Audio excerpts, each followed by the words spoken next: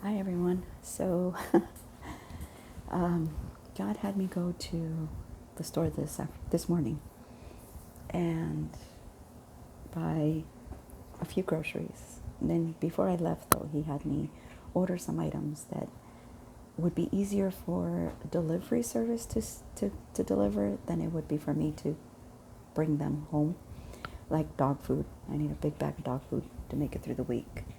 Um, and God has just been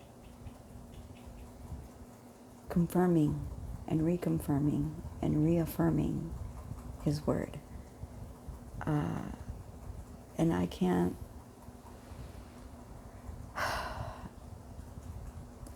there's no way for me to say, oh, I came up with this out of my own. It's like, nope. I, I know the Bible, but I don't know it this well. Let's see, the last few days I've been posting videos about what's happened in the previous week. And so this week, God had me have my Sabbath. He wanted to ensure that I was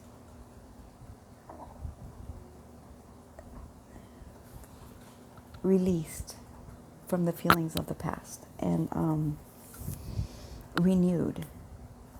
And along with that, he allowed me to create a slight wall between my feelings and my husband's feelings. So I could feel him, but I wasn't absorbing his behavior, his reaction. And so he made me feel like I was being numb. And I was like, but I'm not being numb because I can feel him. And he goes, yeah, but you're not opening yourself up to feeling the full effect of your absence to him. I was like, okay. So the manager had told me that he would have my last paycheck direct deposited, that I wouldn't have to come to the office. That was a lie. But God didn't want me to give him my address because then he would be the one coming to my place. So God had me wait. And now I received an email from a woman who works in the accounting department for the company that I worked for. And she had asked me for my mailing address. That was on the 25th. God didn't have me check my mail until today. And I was like, she emailed me on the 25th. And he goes, I know, but I didn't want I didn't want those feelings associated with that to interfere with the feelings that I wanted you to feel.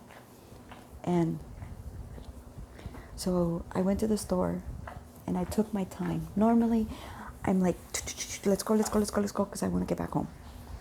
Today, I was like, God, just remind me of everything I need to buy because I'm not in a hurry. There's nothing I have to do. There's nothing planned. There's no reason for me to rush. And so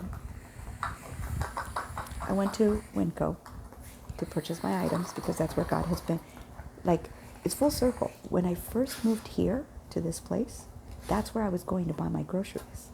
Like, he would bring me to the Walmart, and then I'd go to the Motel 6, which was right around the corner. And then I'd go to the Winco, and I'd pick up, dog food or whatever, and I'd go back to the motel room right before he moved me here. And yes, God said, today is the day you get to drink wine. I haven't had wine since this whole thing started, but now he said, it's time to celebrate. And he showed me something that I was like, wait, I've never seen this before. And he goes, no, you haven't seen this before. Okay. So he started me with, this is on the way to, on the way back from the store. And he showed me Ezra 8. And the way he spelled it, the way it was spelled, it was Ezrea, but I knew it was Ezra. He goes, spelled as Ra, but pronounced as Ra. with the EA. So it's a phonetic thing. It's a phonetic thing that I have with God, and anyway. So Ezra chapter 8, verse 31, because he highlighted verse 31, says, on the 12th day of the first month departed to Israel. And I was like, Father?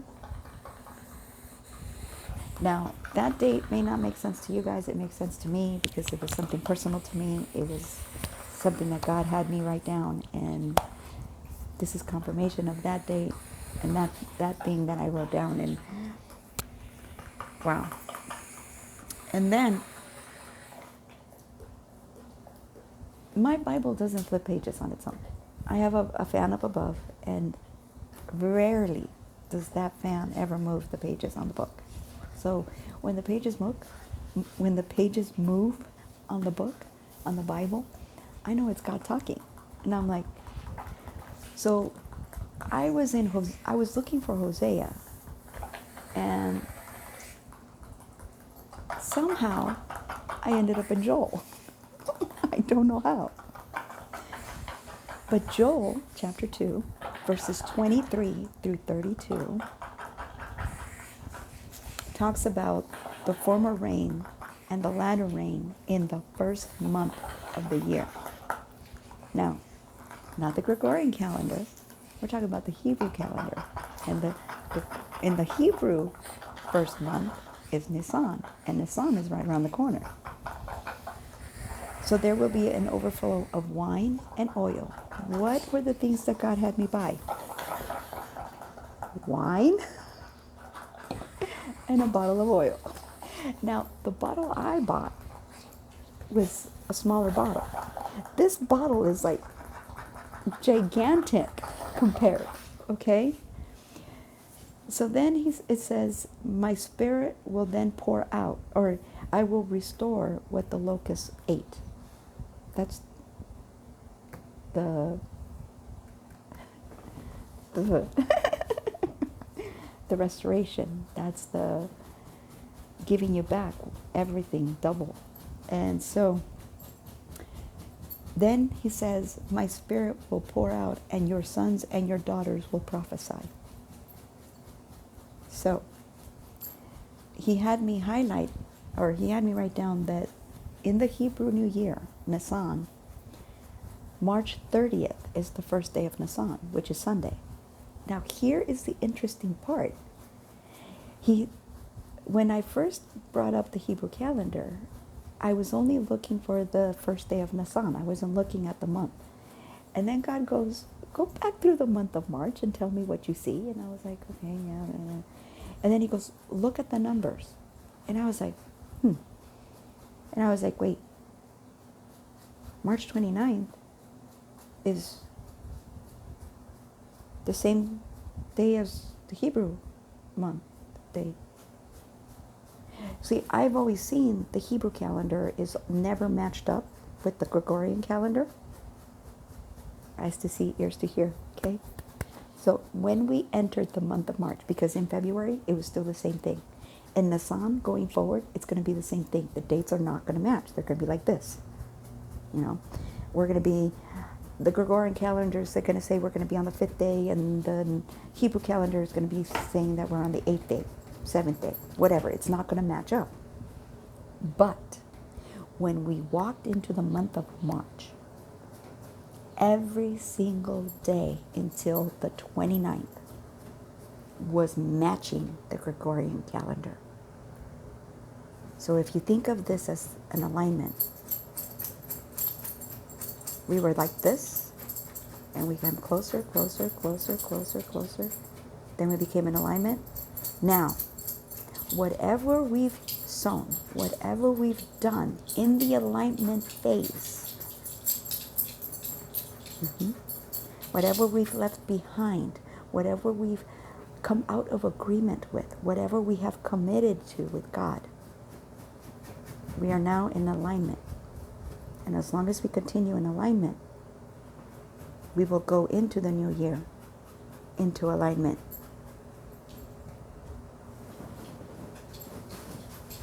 No longer in alignment with the world, the Gregorian calendar, now in alignment with the world, with the Word of God.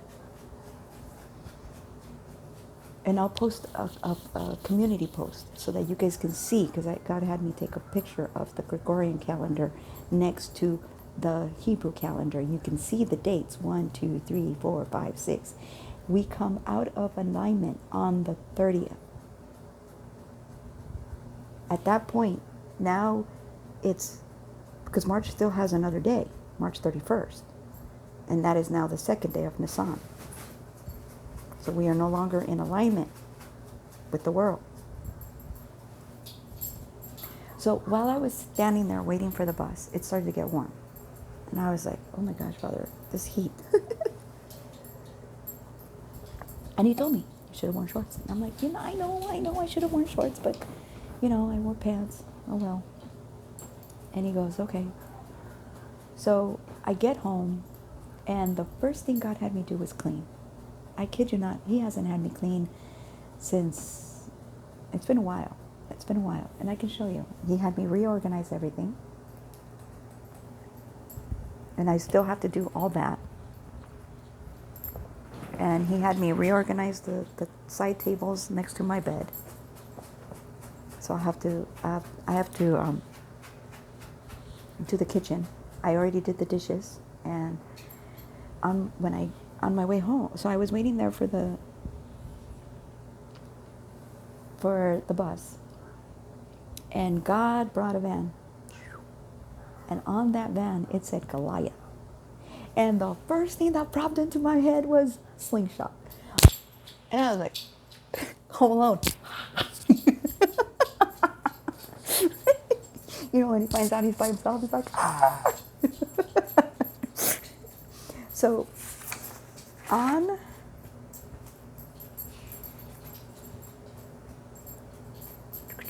one moment, please. On where, oh where, oh where, oh where, oh where, oh where, oh where is it now?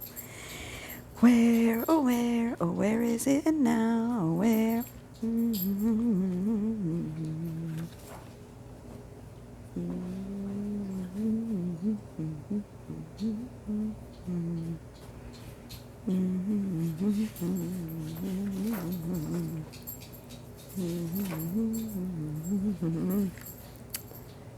La. I think I passed it. I think I did. Give me a second. Maybe I didn't. Living water, everlasting love made human, my escape.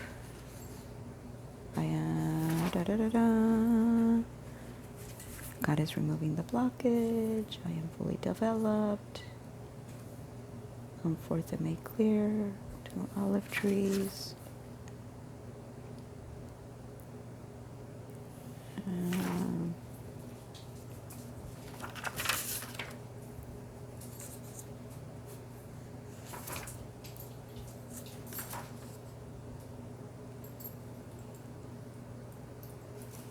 Okay, so it has to be here, because I know.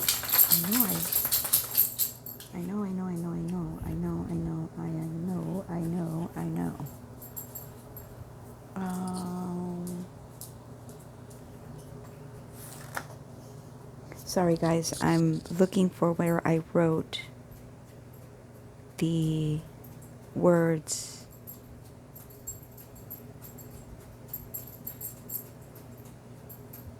Of being the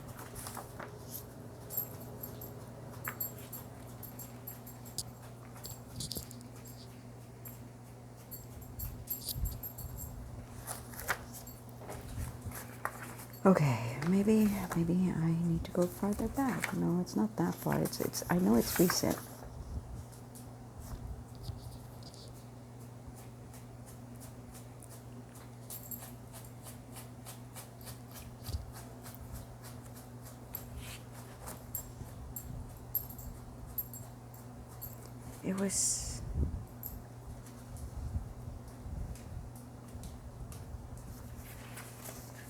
It was something that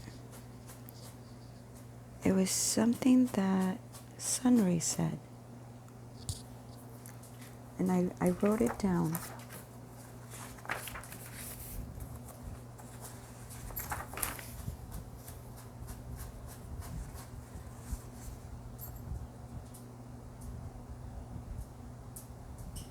There is Sunray. Ah.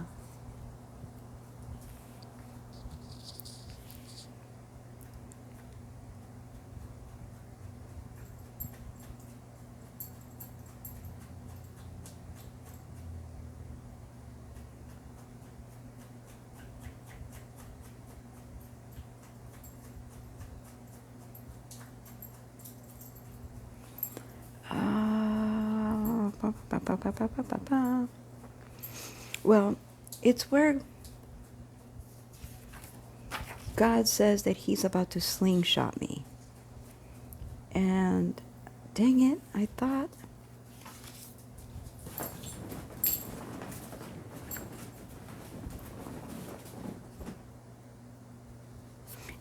Anyway,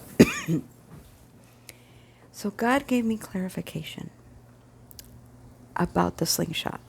So if you remember, David used a slingshot to take down Goliath. So He's about to slingshot me. So God used me as a slingshot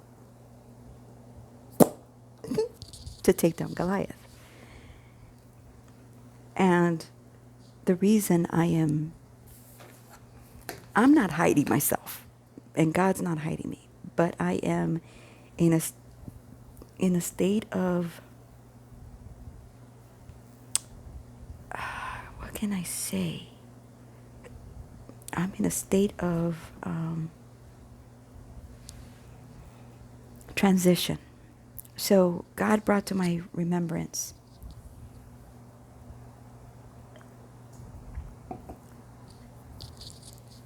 back in December of 2022 when I had first left my job. And then I left the place that I was living in. And I lived in my truck without being able to move, without money, without food for 3 weeks. And God goes, you're repeating that cycle, but not for the reasons that you think. And I was like, because the way you go in is the way you have to come out. But you have to come out better than you went in. So when I went in, I was like, oh my God, what are you doing? You know, I was crying, I was freaking out, I was having all these things going through my head, like, I'm being punished. I must have done something really, really wrong. No. The only way you know that you've done something not wrong, but God is like, I'm taking you out before you commit something that I can't take you back from. Like I can't receive you from. Remember, He says that He, in the latter days, in the days of judgment, He will remove the individuals of His remnant who will not complete according to His will.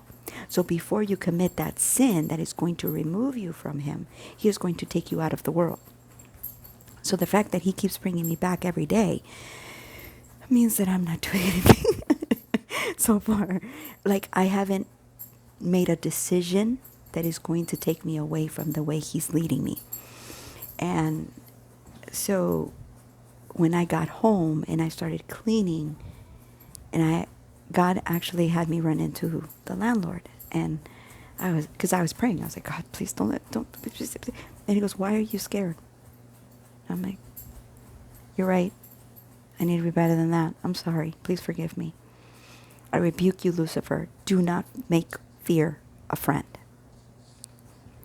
And so this gentleman looks and I didn't lie. I just said what God said. Said, they changed your schedule. I'm like, permanently? And he goes, he doesn't need to know that. And he goes, what are you doing here at this hour? And I said, they changed my schedule. When you work for someone else, they make your schedule whatever they want. And God goes, exactly. Even up to terminating you. But he doesn't need to know that. I'm like, okay. So that's what I told him. I said, they changed my schedule. And I said, so here I am. And then God goes, did you forget to ask him something? I'm like, oh, the laundry. Because I've been wanting to wash my clothes. I've been having to wash them in my room, and I don't like that. I want to wash all my clothes at the same time. And so God says, take out the trash. I really don't want to do it. Take out the trash. I'm like, okay. So I took out the trash, and as I was coming back, the man was walking away from me, but I was like, hey, wait. I said, is there a working washer? And he goes, yeah, in the corner. And I'm like, oh, okay, so that one's working. And of course, this man, whenever I talk to him, willingly, he wants to take my time. So he walked me back to the laundry room, and he goes, yeah, that one's working. I'm like, okay. And he goes, I ordered the part for this one, so it should be working by the end of the week, but I'm waiting on the part. I'm like, okay, that's fine. So God said, okay, now you can go wash your clothes. I don't want you washing them in the room anymore. I'm like, okay. And he's been having me start putting things away, so that when I'm ready to go, it's going to be one swift pick up and go. I already bought a suitcase, which he told me was like, really? You need a bigger... I'm like, no, I only want a small one. I said, I can fit everything in all the bags that I have. I just can't. I don't want a big suitcase, because when I travel, I don't want to take a lot of stuff. I just want to take a little bit. And he goes, oh, I know. Miss Minimalist. Like, you make it sound like such a bad thing. He goes, one day you're going to have 7 luggage. And I'm like, I don't know if I could ever do that. He goes, I'll make sure you will. I'm like, I don't know if I could ever. I'm like, maybe if I had a family and each one of them had a small suitcase, I'm going to teach them to be, very, take only with the necessities. And he's like, where I'm taking you, you won't have to worry about that. And I'm like, okay. I can't argue with him. And so God showed me that this is the month of alignment. If you are not in alignment when we enter the new year, you are going to miss this year's harvest. You will have to wait till the next harvest, the next alignment, whether it happens in the middle of the year, whether it happens at the end of the year, but there will be another alignment, another Gregorian Hebrew alignment. When you align with God, and then from there, you are now walking in God. If you are not in alignment, you will not be receiving your higher level blessings. Okay? This isn't about, oh, you have to be walking perfectly. You have to be doing exactly what God says. No. As long as you're doing the things that God is telling you to do, and then you align yourself so that on that time of the year, that harvest of the year, you're ready to step into the new, then you will be ready. Okay? So, without, he changed the page. So, and now he has me in Hosea chapter 6, where he's talking about, come and let us return unto the Lord. For he hath torn, and he will heal us. He hath smitten, and he will bind us up.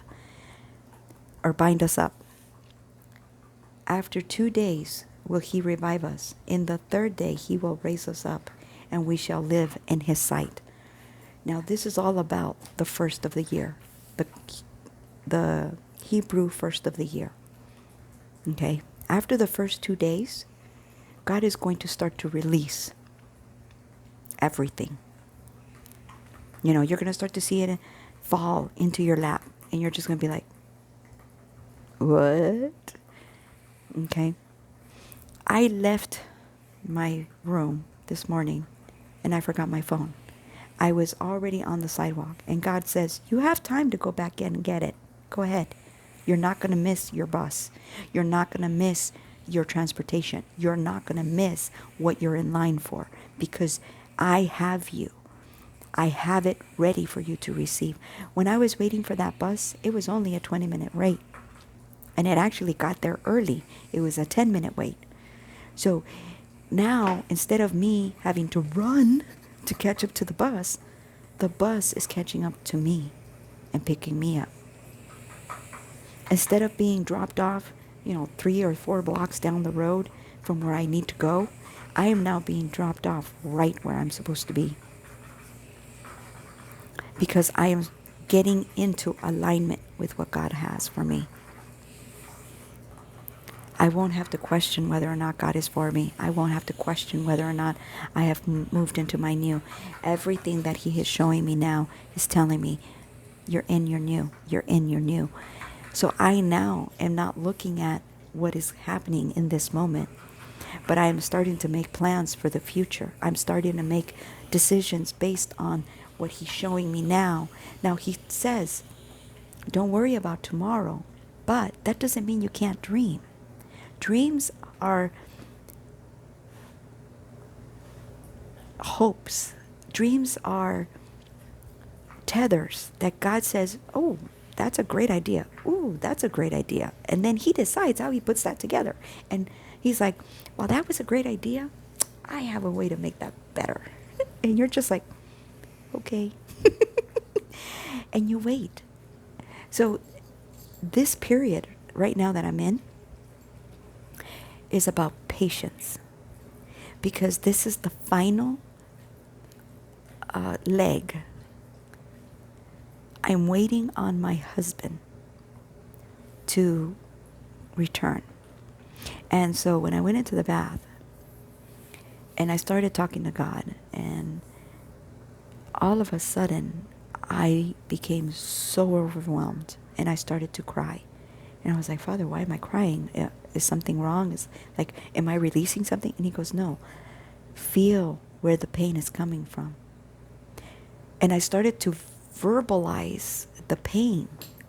And I realized it's not my pain. This is my husband's pain. So God, because I was in this week of releasing the old, He didn't want me to be overtaxed, because He's now filling me up. And I'm going to be filled all the time, because, see, in the moments that my husband and I had together, He would fill me and I would fill Him. And so we were never empty. We were always overflowing with each other. And so God didn't want me to, now that I've left this place and I'm depleted and I'm, just low on energy and low on everything. So He allowed me to have a wall, a kind of wall, like a veil more like. So, oh my goodness. And He just brought back Rebecca and Isaac. Do you remember when Rebecca, when she saw Isaac coming towards her, she put on her veil? God said people misinterpret that for her covering. He goes, yeah, it was a kind of covering, but she covered herself, her emotions, from being overwhelmed by being approached by the man she was meant to be with, because her heart was beating 1,000 times a minute. And she's just like, oh my God, he's so sexy. Oh my God, he's so exciting. And she put that veil on to slow down her emotional response, to slow down her upheaval of her peaceful state. And so God had me do something similar, where after it was over and after I thanked Him the second time, God said, okay, now put on your veil, because I want you to be at peace. I want you to feel yourself calm.